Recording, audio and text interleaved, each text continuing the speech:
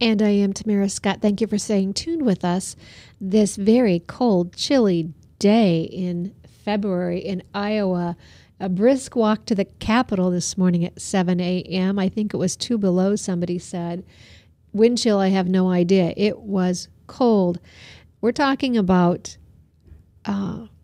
Valentine's Day just being in the recent past.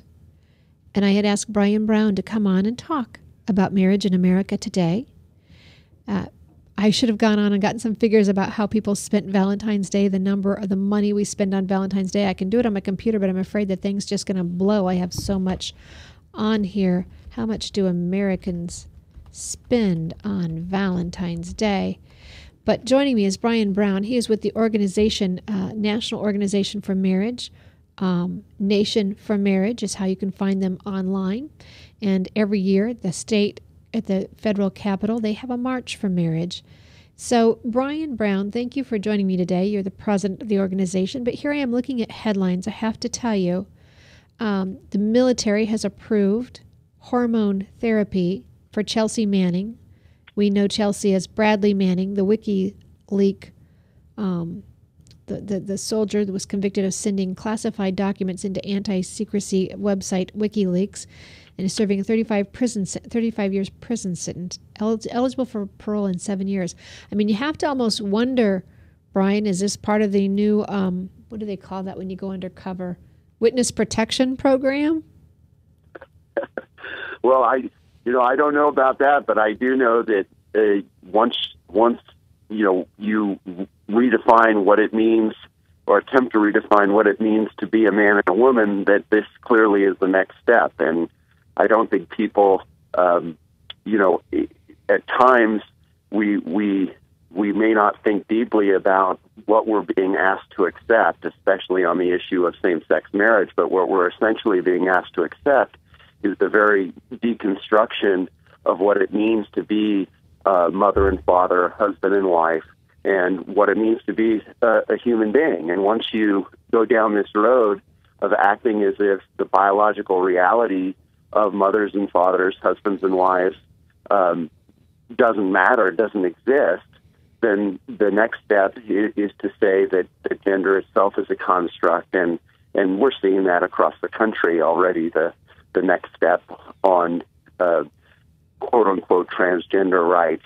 And, people are seeing this more and more, and especially in laws like California, where students can pick what gender they are, go into the restroom, and parents are saying, what's going on? But this is all part and parcel of the attempt to deconstruct what it means to be a man and a woman, and the notion that it's not going to have profound consequences is just wrong. It is, and we're seeing them right now. We're seeing them across the country. I don't know if you heard the beginning of the show, but in Iowa, we are now the third state in the nation with potential legislation to penalize a health professional who would offer assistance to someone struggling with gender identification.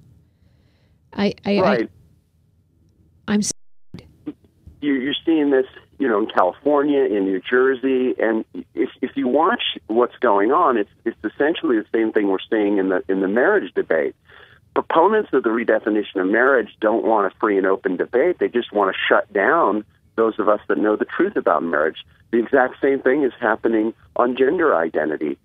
You have judges saying, well, we're not even going to allow any folks to stand forward and talk about the fact that they were helped by therapy. We're not going to allow that at all. They're going to be banned from the courtroom because we've already made our decision. And I think that's the key point, is what we're seeing is an attempt by proponents of the redefinition of marriage to shut down the debate by going to judges and having them make decisions for the whole country. And again, that strikes not only at the truth about marriage, it also strikes at the heart of what it means to be a constitutional republic. And for folks that think, well, this battle's lost or depressed, we don't have that option. We have an absolute obligation to stand up for the truth. The very nature of our country is at stake, and these are the times when it's difficult, where it's most important that you have bold voices standing up and proclaiming the truth, because this is not sort of the end of the line, as you just pointed to.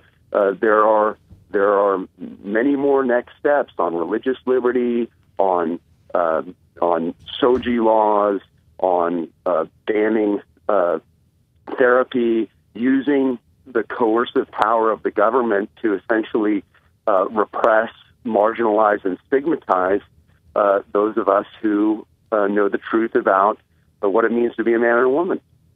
And to dictate what business owners may or may not do with their businesses, and now to force taxpayers to fund, whether it's something in the military or whether it's whatever the case may be in the public schools, things that you don't agree with. It's totally changing the freedom, the ability of the First Amendment to express ourselves. So, Brian, we hear, and my first guest was Mario Diaz, who's written in a great article that same-sex marriage is not inevitable, that the numbers are not there. There's not a majority, not a strong majority supporting same-sex marriage. But I would say we do have an issue with our younger generation, and the politicians are somewhat, I think, cowardly, backing away from a strong stance on marriage because they're in fear of losing that next generation. So here you are, the president of Nation for Marriage. What do we do with that next generation? It's not marriage that's weak. It's our ability to defend it. Well, I think that's true. I think that the biggest problem right now is that this change has happened so much from sort of the elites pushing this forward that if I or anyone else goes to a university campus and lays out our argument for the truth of marriage, I get so many students coming up to me and saying, well, I've never even heard that argument before. What I found is that there's only one side being presented often on these college campuses. And frankly, there's not enough of us out there willing to go sort of into the lion's den. Yeah, it's not a friendly place to be, that's for sure. Right. It takes a little bit of courage, but we have to ask ourselves, as Christians, who are we? Where do we come from? I mean, it's always been at times when things look bleak, where a few folks are willing to stand up, whether it's through evangelization, standing up against, for example, the evils that were occurring in the Roman Empire, being willing to stand against slavery. All of those times, things looked really bad, but a few folks being willing to stand up and make the argument makes all of the difference. And if we as parents, in whatever capacity that we're in, if we refuse to be cowed, if we refuse to be silenced, I've seen, again, this is often, one-on-one, this is often in college campuses. I've seen many students come up and say, I'm going to have to rethink what I thought before because I never heard the argument. So for me, there are really two things that are important. One is being willing to have the courage to go up and stand up for our beliefs wherever that may be. And secondly, we have to understand that, as Mario alluded to earlier, that in the taking public opinion right now with youth and acting as if that's always going to be the same, that's just wrong. We know that from the pro-life movement. We know that from a lot of social movements in history. We also know that as people grow up, they change their opinion. So to act as if the support for same-sex marriage in the under 30 crowd right now, that is the determinative of where we're going to be a generation from now or 10 years from now, that's just wrong. There was a time when people were saying, as far as communism goes, this is the wave of the future. You had drastic support for many of these states, and people saying there's no way the wall is going to fall. And surprisingly, we had leaders willing to stand up and look. History was changed. Communism was not the wave of the future. And in the same way, the pro-life movement continued to work. After Roe v. Wade, the Supreme Court assumed that once it made its decision, the country was going to fall in line. And for a few short years, things looked pretty bleak. But from 1973 to the present, we've seen a radical transformation in what younger voters view, how they view the issue of life. We have, as Mario said, the most pro-life generation. So, frankly, it's up to us to get out there, to make the arguments, and to stand up, and not to accept the notion that the country has somehow embraced same-sex marriage. Polling on all of the ballot initiatives showed that the polls drastically underrepresented support for traditional marriage. In California, at one point, polling showed support for Proposition 8 at 36%. We ended up winning by 52.5%. So the polls have been notoriously unreliable. And look at what folks do rather than what they say. Proponents of same-sex marriage have entirely abandoned the democratic process. Instead, they're looking at the Supreme Court and federal courts to do their bidding.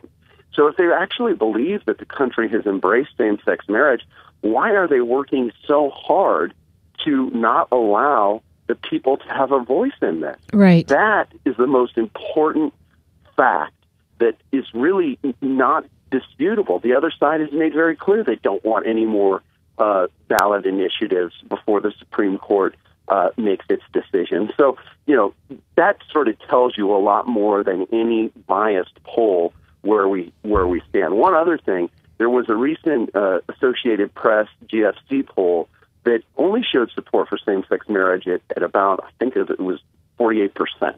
But one of the other things it showed was overwhelming majorities concerned about religious liberty, concerned about allowing folks to live their faith in the public square without being punished. So, the reality is that when we get our arguments out there, especially in the context of a statewide vote, we've had a tremendous record of winning. Only in the most liberal states have the people voted to redefine marriage, and only in a very few cases. It's 31 votes to 3.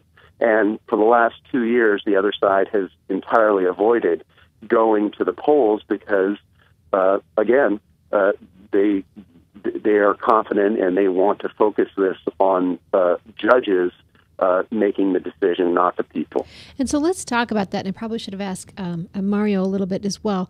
Constitutionally, we have states who are amending their constitutions, going through the long, arduous process to amend a constitution. And then the courts are coming back and saying that's unconstitutional. If you've amended your constitution, that it's now in your constitution, how can they say that's unconstitutional? It's not a law. They've changed their constitution to include it, and now the courts say that's unconstitutional. Well, it speaks to the upside down world, an argument that the other side is being made. Essentially, the argument now is that, and again, you don't have to think very deeply about it to see that this argument is wrong. Their argument is that with passage of the 14th Amendment in 1868, that the country got same-sex marriage within the United States Constitution. It's just no one knew it at the time. Right. And only now these elite, these judges have figured it out and are now going to impose it on us when we were wrong all along. One of those unimagined, was it the Varnum case in Iowa? They called it an unimagined liberty. Is that what they called it? Unimagined? Right. So what you end up doing is just completely rewriting and making up constitutional law.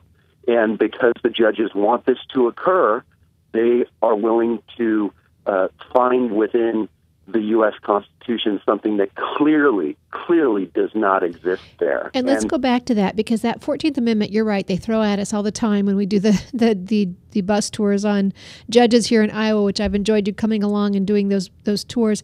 But that we hear the 14th Amendment. But here's the deal. First off, that would apply to the baby in the womb. That should apply life, liberty, and the pursuit of happiness to the American who hasn't yet taken their first breath, the baby in the womb. But that being the 14th Amendment, I don't have my Constitution right in front of me, but wasn't the 15th Amendment, which one was that? Slavery? And then the right to vote? The 14th, 15th, 16th Amendments, all of these deal with the aftermath of slavery. They don't. The attempt is made, especially you referred to Roe, to take the 14th Amendment and to reimagine it to somehow take away the right to life. Obviously, that doesn't make any sense, but we did have a Supreme Court ruling that went in that direction. The main argument for proponents of same-sex marriage is that equal protection and due process, both understood as a part of the 14th Amendment, somehow apply to the redefinition of marriage. Right. But here's my point. The black individual in America didn't assume that it applied to them getting the right to vote. They knew they had to come right back and get another amendment to get the right to vote. They didn't assume that they were just included in that, but all of a sudden the same sex, nearly a century later, we're supposed to believe same-sex marriage is included in that. And to go along with that, the female didn't assume that she had the right to vote simply because the white man had it, the black had to work for it, and then women had to fight for it on the 19th Amendment. Nowhere did they assume that they were covered in that 14th Amendment. So that's the fallacy that this other movement, the homosexual movement, is trying to say they're included in that. And along with that, I think that's a pretty good precedent. Why then doesn't the same-sex marriage group have to come forward with an amendment? Why is it that states are coming forward with a marriage amendment to protect what's always been? Why doesn't the other side have to get a new amendment to protect something brand new? Well, unfortunately, it's because of the reimagined, the rethinking and undermining of the truth of the 14th Amendment through the courts. The reason that we've had to go and pass these state constitutional amendments, because initially a lot of the threats came from a state Supreme Court. And so the constitutional amendments on the state level protected against state Supreme Courts. Again, California is a good example. It stopped the state Supreme Court. The state Supreme Court had, again, reimagined their own California Constitution to say that same-sex marriage was now the law of the land. Through passage of Prop 8 and a constitutional amendment defining marriage as the union of a man and a woman, that was stopped at the state level. Then the other side move forward out of the state and to the federal government, making claims that the United States Constitution somehow creates same-sex marriage. And again, that goes against existing Supreme Court precedent. In 1973, the Supreme Court in Baker v. Nelson rejected this argument by saying that there was no federal question here. But unfortunately, a number of district courts have refused to abide by precedent, and that's why we're now headed to the Supreme Court. Luckily, we have one appeals court in the Sixth Circuit that actually made a good decision, and this set up a sort of classic circuit split where a number of circuits have claimed that the Constitution demands same-sex marriage. The Sixth Circuit said no, it doesn't, and that's why we're sort of on a fast track to the United States Supreme Court, with oral arguments going to happen at the end of April and a decision likely in June. Which is why you've moved your marriage march. Exactly. We typically have done the marches in June. We've fast-forwarded this year to have it occur on April 25th, which is Saturday. We want to get large numbers of folks in Washington, D.C. to stand together to say, we know what marriage is, the Supreme Court has no right to redefine it, and we want that to occur. And the reason we chose April 25th is that's going to be close to the date of oral arguments. We still don't know what the exact date will be. We may not know for a few weeks, but we do know that April 25th will be around the time of oral arguments, and we want to show the court all this talk that the people have abandoned the truth about marriage is wrong. We're going to stand together and be one voice in saying, don't undermine marriage and don't undermine our Republican form of government by thinking that you, as judges, have the right to redefine marriage. And that's why it's important, because this will probably this will be the last sort of public march we're able to have before we get a decision one way or the other from the Supreme Court. And I can just say, having the honor of being there last year, it was a blast. It was a treat. It was fun. You know, you hear that young kids don't care about marriage. Brian, I tweeted out photos. There were young kids out there. Yeah. And then you see both political parties vying for the minority vote. I looked out there. I think if you remember, I don't know if I can do it right now. I said, "God bless America" in Spanish with the help of the friends who were out there, because there were so many individuals out there from the Hispanic community supporting marriage. I've heard them tell the head of the Republican Party, if you walk away on the social issues, you lose us. We have no reason to stand with you. We know in Illinois, it was the minority pastors who stopped the first push on same-sex marriage. The issue is not done. You're right. This is the last chance before the Supreme Court. You mentioned that Ruth Ginsburg was saying, are we ready yet? This would be a great way to show support that we are not ready. We will not embrace something that goes against God's word. We can't condone what he's condemned, and we will not undo our constitutional republic simply to satisfy the whims of a few. I agree 100%. And again, the Supreme Court decision isn't the end of the line, just like it wasn't the end of the line on Roe. If we get a good decision from the Supreme Court, I can guarantee you that the other side will be going back to initiative and referenda to try and undermine marriage. Right now, it's going to be a difficult road to get a good decision from the Supreme Court. We need to do everything we can, and again, the march is a key part of that. If we lose, then what will have happened is we will have an illegitimate decision from the Supreme Court that is just as wrong as Roe was wrong. And we will have to build a movement that continues to stand and proclaim the truth. We will have to continue to stand for religious liberty, and we will have to do whatever we can, including a constitutional amendment defining marriage as the union of a man and a woman, which, by the way, is still a part of the Republican Party platform, even though we're seeing some weakness on the part of some Republican leaders on the marriage issue. It's a key part of what it means to be a Republican, to understand that marriage is the union of a man and a woman. And we're going to have to push for a constitutional amendment. And I have no illusions about how hard that's going to be, but I know that we have an obligation to do it. We have an obligation to work towards it. And it may be, a generation or two down the line, but this lie about what it means to be a human being cannot stand. It cannot stand. And just because the Supreme Court says it's so, it doesn't make it so. The Supreme Court has had horrible decisions in the past. Horrible decisions like the Dred Scott decision, Plessy v. Ferguson, the Fugitive Slave Act, the Roe v. Wade. Just because the Supreme Court said it was so, didn't make it so, and there was an obligation for people living in those times to stand up and say, no, this is wrong, and to fight with every ounce of their being for the truth. Brian Brown is my guest with nationformarriage. Are you .org? .org. .org, nationformarriage.org. The march will be April 25th. When was the last time you actually stood up to make a difference? What if you took your kids to see Washington, D.C. and to see the process? This isn't just about marriage. This is about upholding a constitutional republic and the whole process for which we amend our Constitution through the legislative process, not through the courts. They do not have the last word, nor should they have that power. You don't want 9 unelected, black-robed bandits, if you will, changing what has been historical throughout time for centuries, throughout countries, on wrong information. You want solid information, and I think Brian's right. We'll see something change in the future, should God allow, and should we be allowed to be speaking the truth. If they're not afraid of the truth, why are they afraid of the dialogue? I said that I would tell the story about David and Goliath. Do I have time, Ryan? Do I have time? Oh, please. Okay. When I was just recently in Israel, the Valley of Elah is one of my favorite places. It's off the beaten path. It's not a high tourist area. And the first time I was there, I happened upon the creek, and I was picking up these stones, and I was impressed with how smooth they were. And then I realized where I was.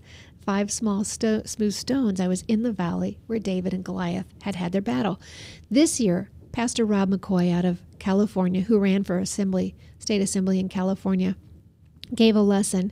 And he said, we hear about David and Goliath, and we think the story is about a young boy, a little guy beating up a big giant. But the story is so much more than that. We looked out over this vast valley and the hillsides to the north where the Israelites would have been. I think my directions are right. The hillside across the way where the Philistines would have been. And he said, here we are in this valley. God had given this to the Israelites. Why were they trembling in fear and allowing a Philistine in territory God had already given them? That's the question for all of us, Brian, whether it's in the educational institutions, whether it's in our homes, our churches, our Constitution. Why are we trembling in fear and allowing the enemy to come into the camp and take what has been ours, what has been founded on biblical principle and has been the truth? And we know, the Bible tells us, we know from history, when nations are righteous, the people rejoice, and when they are not, the people moan. We've seen it. And so why are we allowing the enemy in our camp? As Christian parents, as constitutionalists, why do we fear this? Why do we walk and tremble? Why don't we tell the truth? Stand up. Brian said it. We need more people going to college campuses. We need more people willing to stand up on the truth and say it in their workplaces. Say it now while we can. Stand on truth. Stand on solid information and quit quivering because a filthy Philistine walks in the camp when God's already given you the ground in which you stand.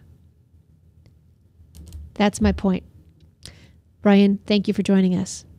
Thank you so much. We'll be right back. We won't be right back. This is the end of the show. Thanks for staying tuned. Next week, I'm working on my guest. I'm not exactly sure. I won't say yet, but it could be a really fun show. Someone who's taken on the government as well, if I can get him to come along. Thanks for being here. Be encouraged. Never be complacent.